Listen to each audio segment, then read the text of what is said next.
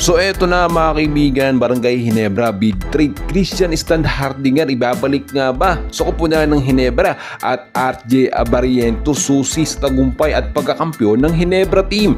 And bago natin yan ipagpatuloy mga kaibigan ko, huwag niyong kalimutan muna mag-like and subscribe and pa-hit ng notification bell. Maraming salamat po mga kaibigan. Sa linggo na nga po ang pagsisimula ng conference dito sa PBA ngayong season na ito. At nakita natin sa mga updates ng Barangay Ginebra na kinukulang po sila ngayon sa big man.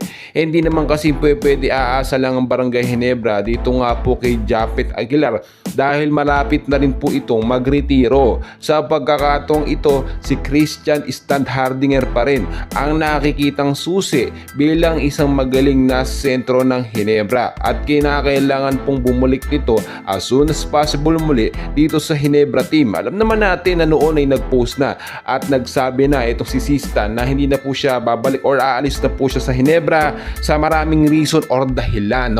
Kasama na nga po dyan ang malaking offer sa ibang kupunan. Sa pagkakataong ito, nag-alok na rin po ng malaking pera ang Ginebra team para muling bumalik nga po itong si Christian Standhardinger. Napipilayan or mapipilayan po kasi ang depensa ng Ginebra kung wala ang depensa at ofensa ni Christian Standhardinger mga kaibigan. Kung titignan nyo, good choice na rin yan na gumastos ng Ginebra para maibalik ang kanilang dating big man na si Sistan. Sa kabilang balita naman mga kaibigan, etong si RJ Abarientos ang nakikita pong susi ngayon ni Coach Tim Con sa muling pagkakampiyon ng Ginebra ngayong season. Bakit ka mo? Nakita naman natin sa naging tune-up game nga po ng Barangay Ginebra kontra dito sa New Taipei Kings. Nakita naman natin unpredictable po at napakaganda ng offense at depensa na pinakita ni RJ Abarientos.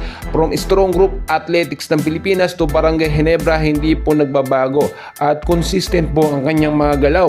Kaya nakita po yan ni Coach Tim Con, malaki ang tsansa nila na muling magkampiyon ngayong conference na ito. Well mga kaibigan, para sa akin, alam pa rin ni Coach Tim Con ang the best nga po na sistema na gagawin dito sa Barangay Ginebra.